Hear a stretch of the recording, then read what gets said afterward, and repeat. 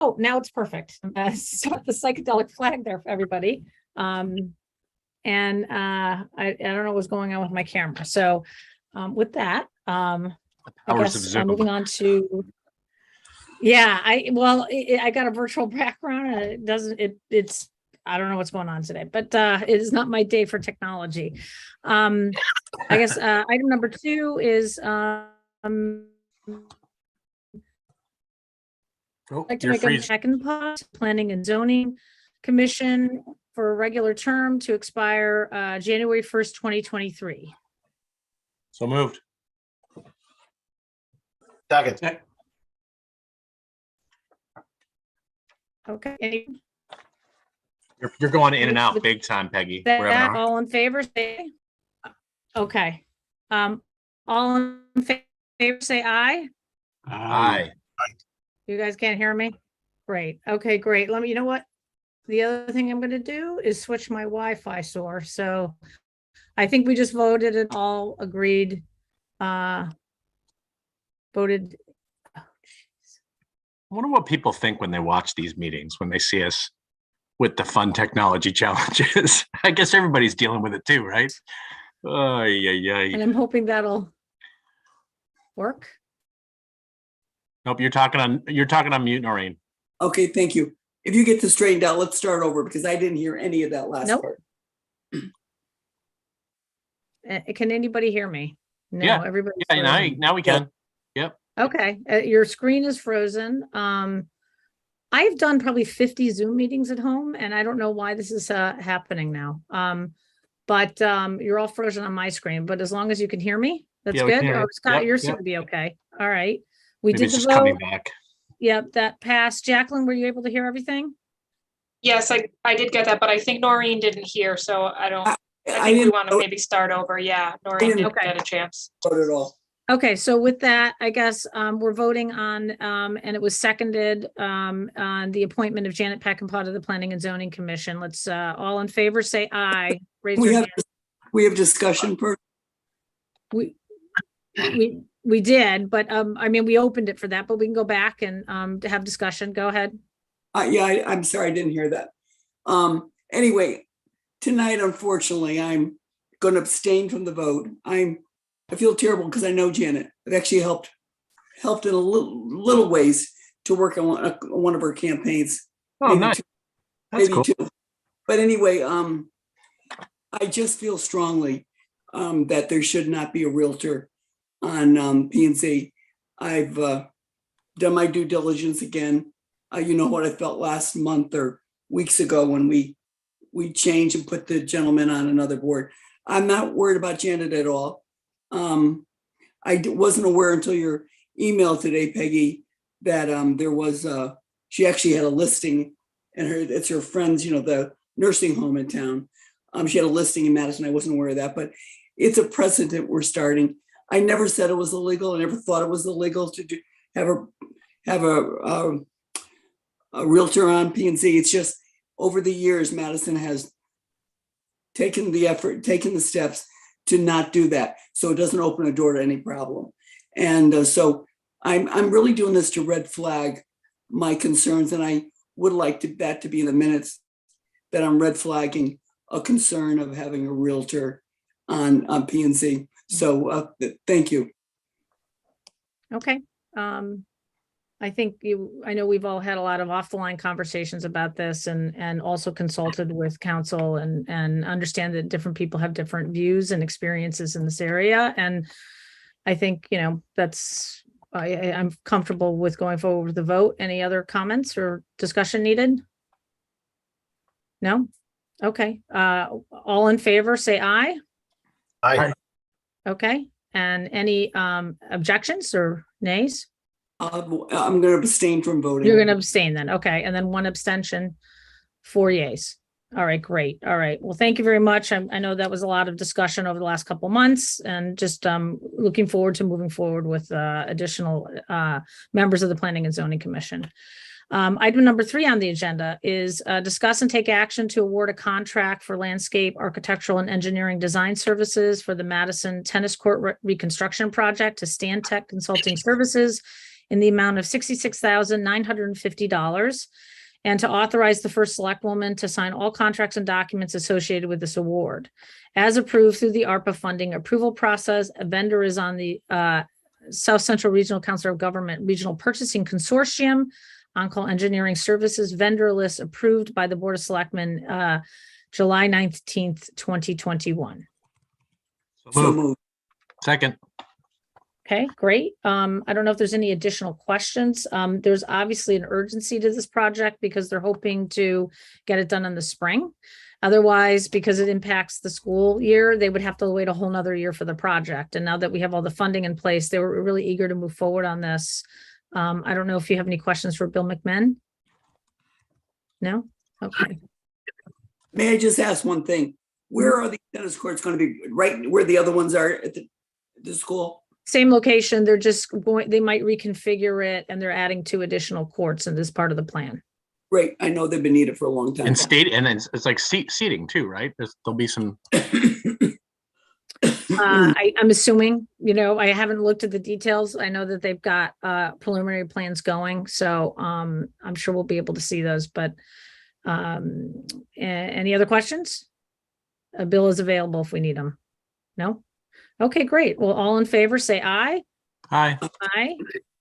All right, great. Motion passes. Okay, next item on the agenda is discuss and take action to approve a special appropriation request from Economic Development Commission in an amount not to exceed, actually, it shouldn't be the Economic Development Commission. That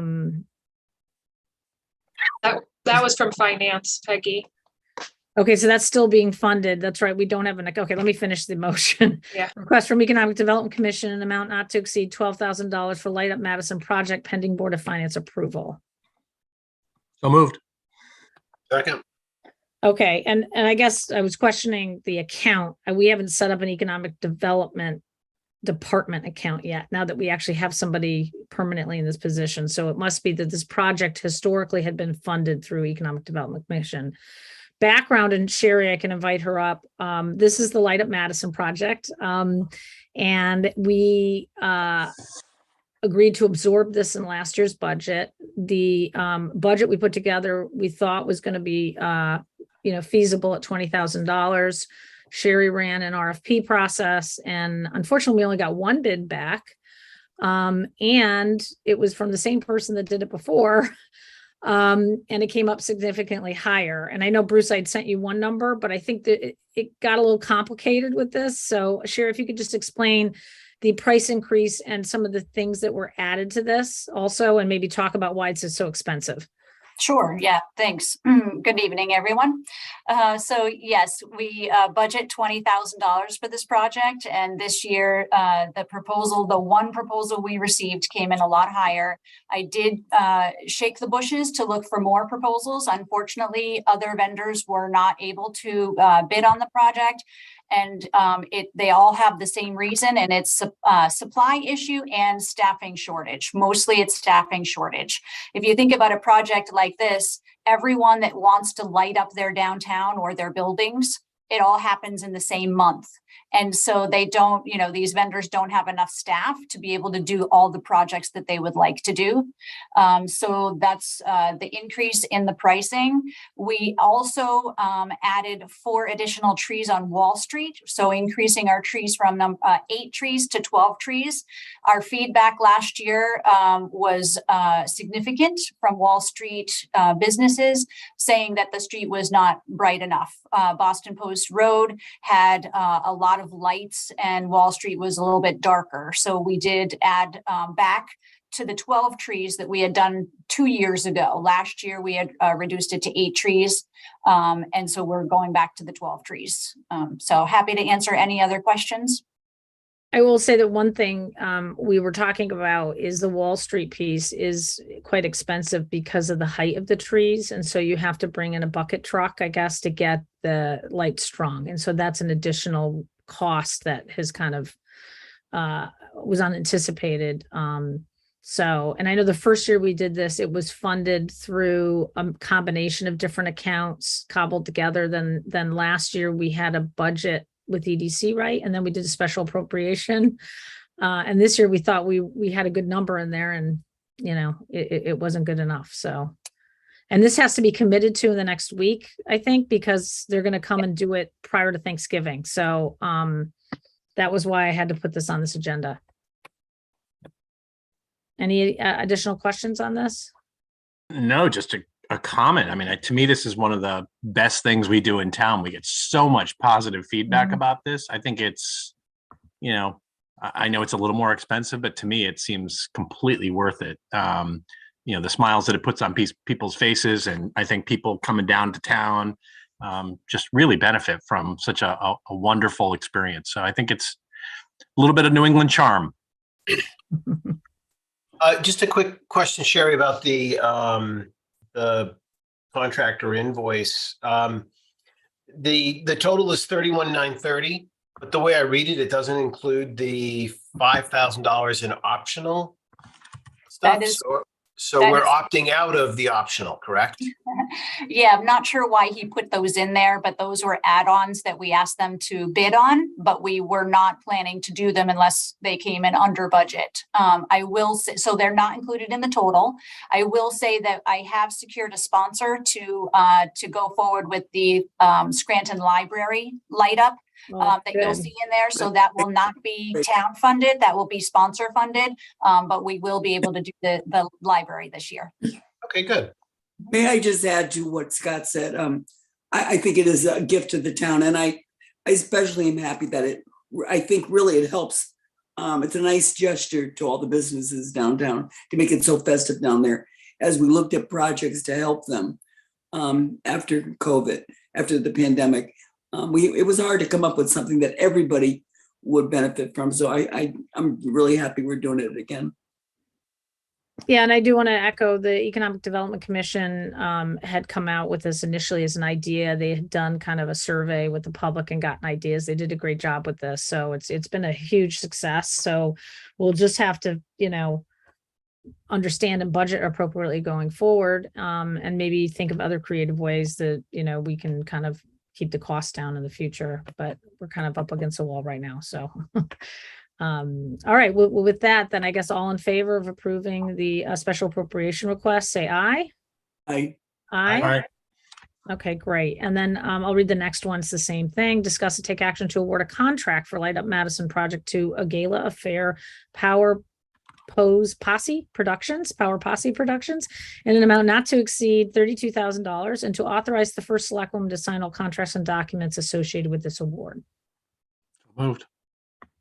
Second. Okay, and all in favor of saying aye, please. Aye. Aye. Okay, great. All right, thank you very much on that. This was something we obviously want to get this done before the holiday starts. So, we just have to do Board of Finance, right? And I need to get that scheduled. They're going to do a quick special meeting on this one so we can move forward. Okay, thank you, Sherry. Oh, wait, you're going to stay on. So Sherry's staying on. So the primary reason we are here tonight is to talk about the strategic planning process. I think the board had decided at our last meeting, let's just focus on this for a little bit, figure out how we want to handle this moving forward, and discuss, what we think is the best methodology and stuff. Sherry had sent out in the packet examples of a couple of towns and with links to their strategic plans. I don't know if you'd gotten a chance to look at those, as well as the existing plan that had started to be drafted in 2019. And so I did try to guide our conversation a little bit with me and my PowerPoints. And let's see, here we go. So I won't dwell on the first couple slides. This is just from the previous meeting, but I did want to I think we talked about, oops, here we go. What is the purpose? We've talked about that before. This is kind of where we were, and then where we are now. And we talked about, let's figure out these next steps. And with a goal of getting this done by the end of 2023. And then I had laid out this kind of process and timeline. And so I thought we could focus on phase one, which is really the organizational phase, and figure out, how we want to kind of move this forward. So thought we'll take a little deeper dive into the first little thing there on organization. And so I think the idea here is who owns this process, and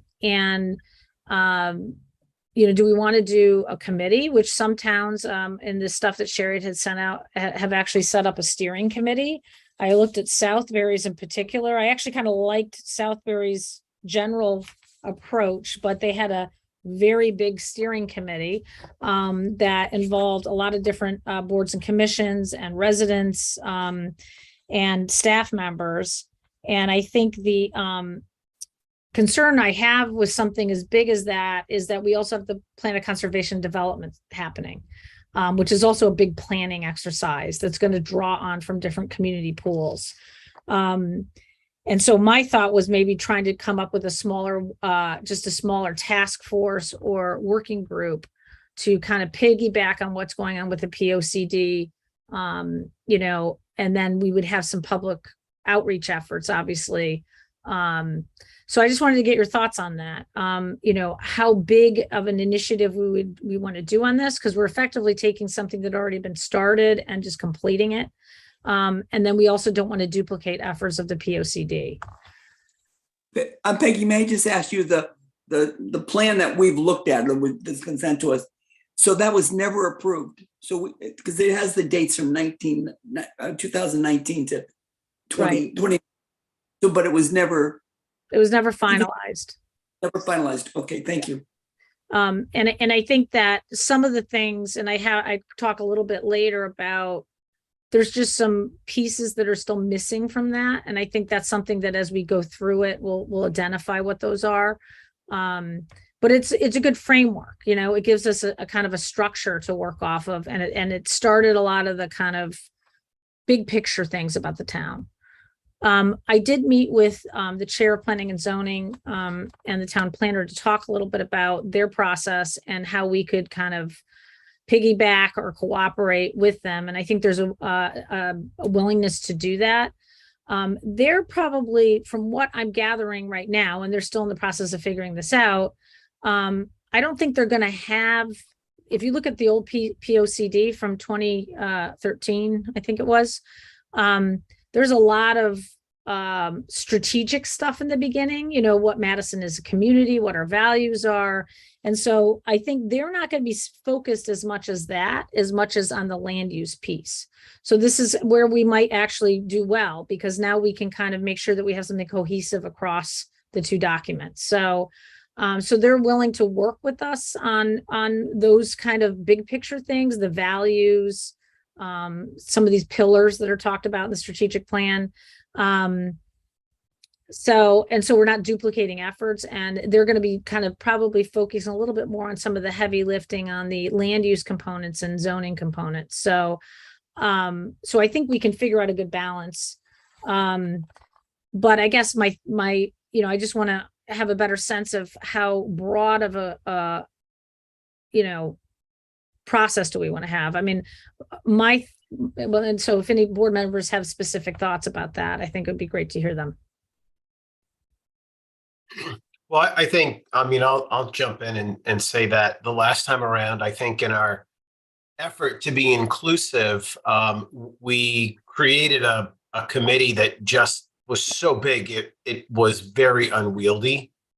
And I think that, some of the statements in our draft plan reflect a lot of individual inputs.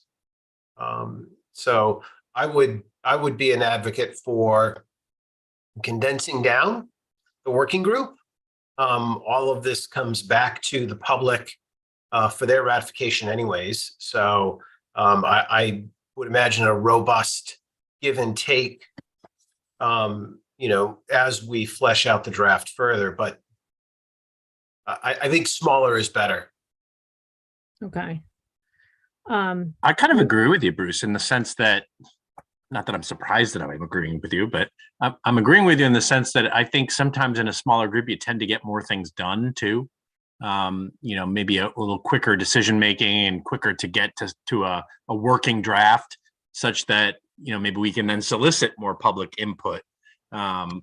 But at least that sort of gets the wheels moving and action happening. So I agree with you.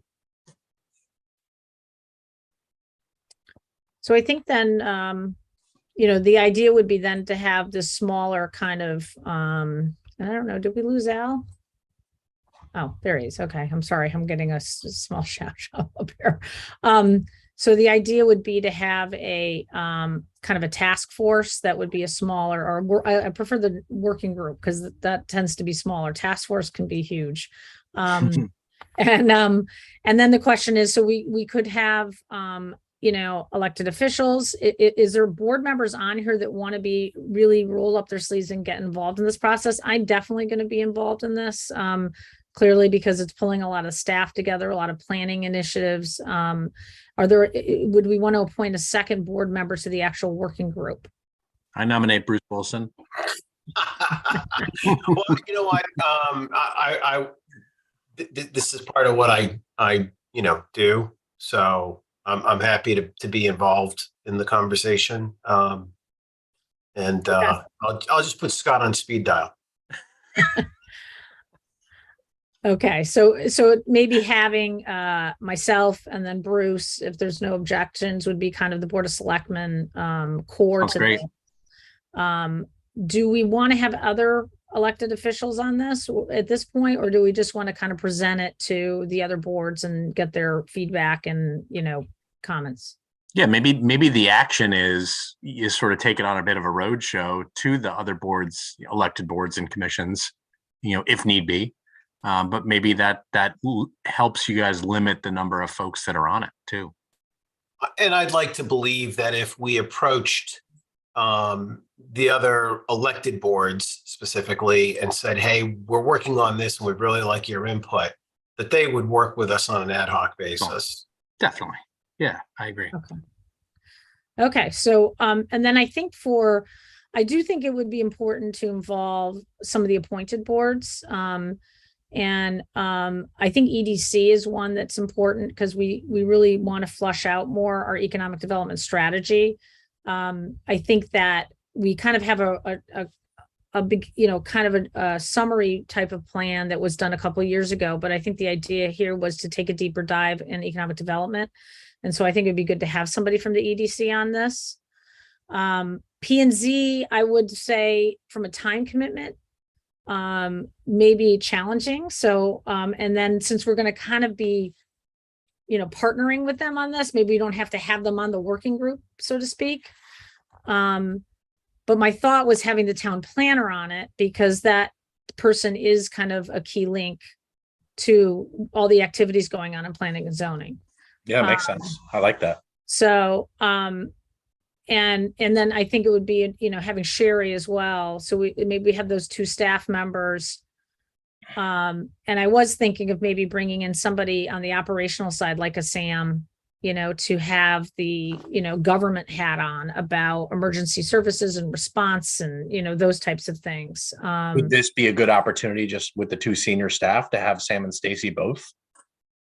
Maybe it's too much, but yeah, I don't know. I would certainly, Stacy would be absolutely welcome on this. I think it's a time commitment thing and maybe we could have the, and I would have no problem. I would love to have Stacy on this. So that would kind of get us to 3 staff members, 2 board members, 5, then EDC. And then would we want to have like 1 non-town person on it as a volunteer? And that would get us to 7. Am I counting correctly? 2, 3. We'll bring back Gus from the bullpen. 7.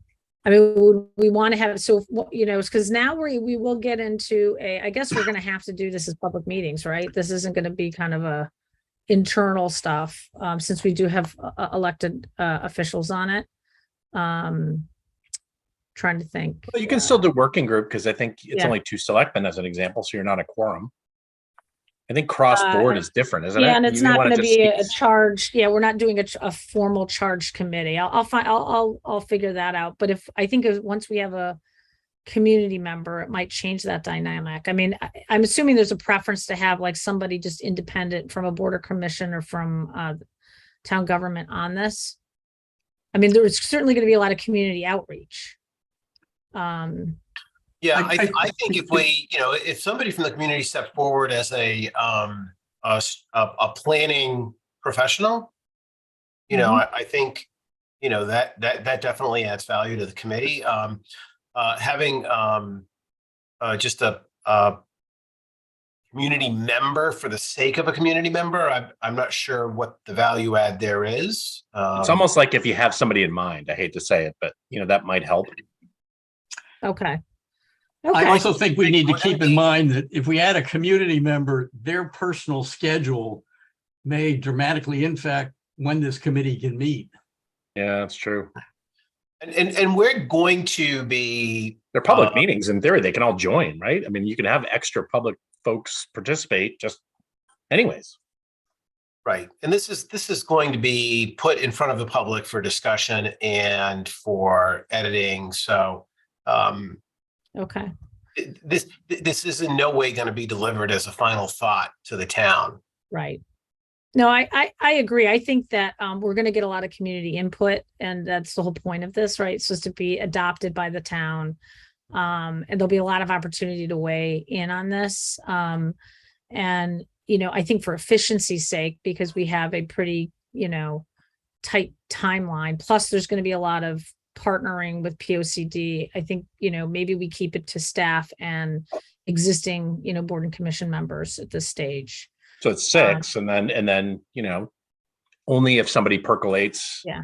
Well, and we're actually not going to vote, because it's not going to be a formal committee. So like the size, I guess we're not going to be like voting on something. No, we'll just kind of have an agreement on a draft. It's really going to be ultimately the board that adopts this and moves it forward to the public. Right. So do we adopt it as well as P&Z, Peggy? Do we know?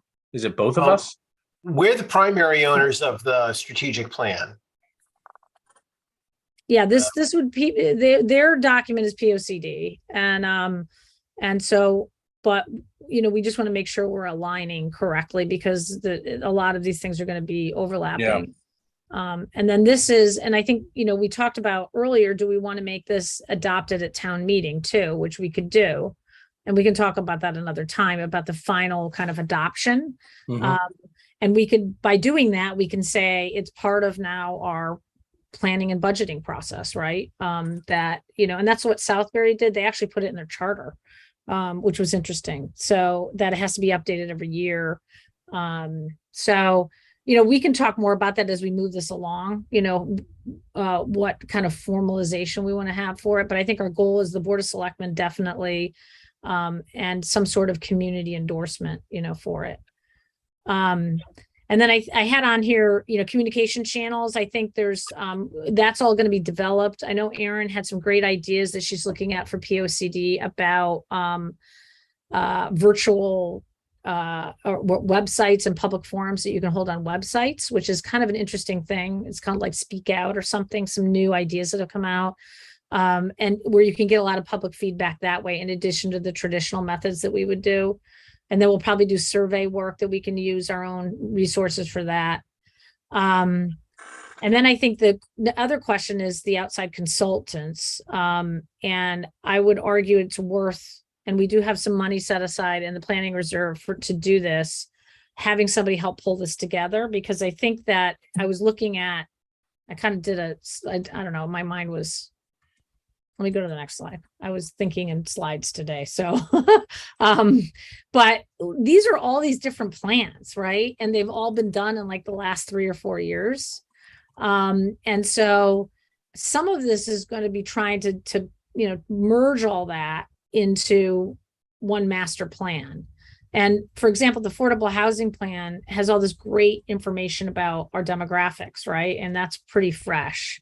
We're going to learn a lot about some of our, coastal issues. We have the plan from 2016, and I know that the Resiliency Committee is looking to update that.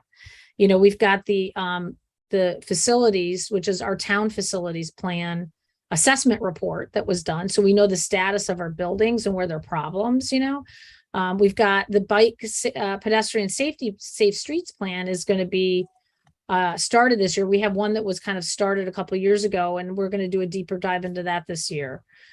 So my thinking was bringing in a consultant to help us pull all this together into the strategic plan. And then also, if it's the same consultant or a different consultant that's advising on the POCD, I think we got to figure that out, pulling what they're getting from their process and helping that pull that into this. So I feel like we don't need to start from scratch, and this gets back to what was in here. If you look at the table of contents of what was done in 2019, I mean, we're really just taking some of, I don't know if you want to call it the fluff, so to speak, of the high level strategic view of the community. There's a lot there. And I think we just need to make it a little better and get updated, from what's gone on in the last couple of years since COVID. And there's some things missing, like, I think we don't really have like an inventory of all our assets. And luckily we've got that with the facility study. We have the demographics from the housing, study. So we could just kind of, take that and make it better. And then get community feedback on some of the values and vision stuff. And then these pillars that they lay out are pretty basic, pillars, but there's really just limited goals and action items. And I think it's really building on those goals and action items more, and then assigning who's supposed to do it. And possibly a timeline, like a targeted timeline. So we can still stay with this overall framework and use this as our starting draft, and then just build up and consolidate some things into it. So I think we could get a good consultant to partner with us and really kind of do the heavy lifting with that, but having us all provide feedback and information as we go along. So that was kind of my thought. I think it's a good idea to bring the consultant in. I haven't read this whole thing, but what I did read, I wanted to ask, the last table of content, the attachment from the employees, the survey, that seems like a very small part of this report. The fact that, we're going to be coming up with all this to-do list in a lot of ways. And it looks like it was only one survey. So when you get there, Bruce and Peggy, I think we take a little deeper look at that. I think the government piece overall is light in this. That's where we really should be focusing on, I think, more of, our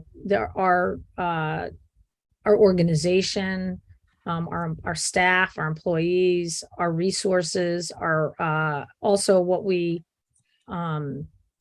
what programming we provide too, through our different resources. So I think that's a good point, and all good feedback.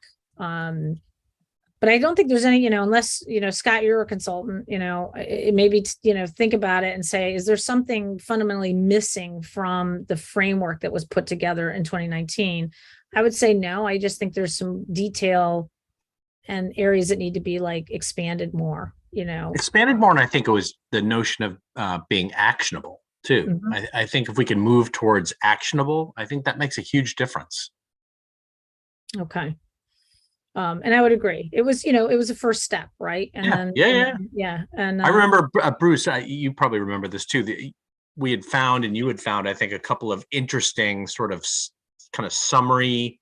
I remember that tree we were looking at for a while. I had it in my office here for a while. It was really good because it kind of put everything in perspective, but it was a great visual to sort of go back to and say, here's our vision, here's our strategy. And I think we never really had that sort of strategy on a page almost.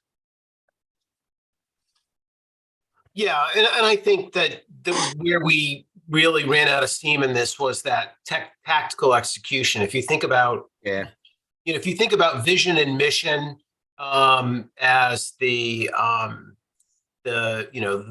things over the horizon, and the strategy is the alignment towards moving towards the vision and the mission. The tactics are the things that are going to change from year to year. the action of, what are we really going to do? You can't act on a mission. You can't act on a vision statement per se. And even a strategy is not an actionable statement either. It's the tactics that go into supporting it. And that's missing from this document, or the provisions for those tactics. And those are the things that absolutely need to get talked about every year. Mm-hmm. Right? We wouldn't expect that we're going to be debating a vision statement every year. Right. And I was thinking about like the looking at back at the POCD, there had been some very detailed action items in that, like with check boxes and timelines. And I think that, and actually our affordable housing plan was kind of like that, right? It had a very specific list of things to accomplish. And so, I think we can get there on all that with this, and we'll have new problems. If you look at the thing, they talk about doing a charter revision. Well, hopefully, that will have been completed when we start this process. And there was some discussion about, I think the school plan, was just talked about. So there's some things that kind of did get checked off without a checklist. We'll be able to, move forward based on where we are now.